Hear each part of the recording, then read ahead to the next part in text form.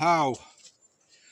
The other day I was shooting with someone else for a change, and they had, funny enough, they had the same arrows as I did. Actually, they had a brand new pack of these arrows, and I was quite shocked actually because he managed to break two arrows. One, the tip broke off, and another one was shot.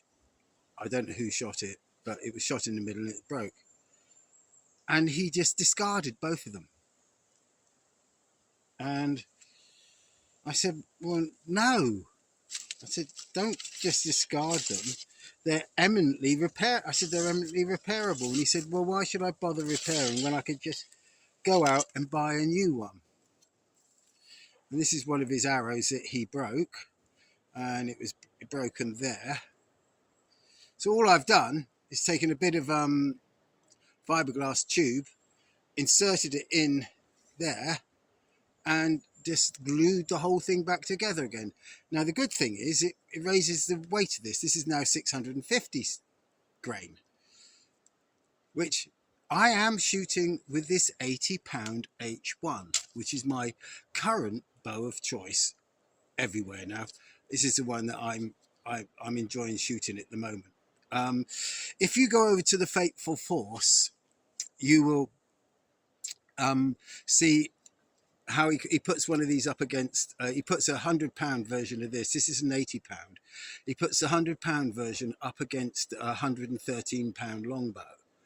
And this actually comes out on, although it's not such a heavy draw weight, its efficiency and everything like that is better than a standard wooden longbow. And it comes out on top, you know, for, you know, shooting and everything like that. So, so I would really recommend these H1s, actually, to be quite honest. They're bomb proof. And the wonderful thing about them is you can put arrows through that are not quite heavy enough. I know there's going to be a lot of people screaming at me down there, thing like that. But fiberglass, this is just a girt lump of fiberglass here and here. It's very tolerant. It's very tolerant to what arrows you put through it. Now this is a 650 grain and it shoots it absolutely fine. Yeah, I could shoot 700 grain. I could shoot 860 grain. I've shot everything through this. I've even shot down to 500 grain through this, and it hasn't complained one iota. That's one thing about glass fibre that it has all over wooden bows in its own respect, is it can take punishment a lot better. Anyway, so this arrow I fixed this arrow for myself, and the other one I just put a new insert in and fixed the tip up and put a new tip on it and gave it to him. I said, there you go, that took 10 seconds to do. Yeah. And he said, I can't be bothered to do things like that. Look, arrows are a constant all-time job, okay? Arrows, you have to look after your arrows constantly. And if you're shooting slightly heavier bows, I mean, this is not particularly heavy. It's 80 pounds. It's not particularly heavy, really. But it's, for me, that's about as far as I can go. You know, I'm not a big fella. I draw about 27.5, 27.75 inches when I pull.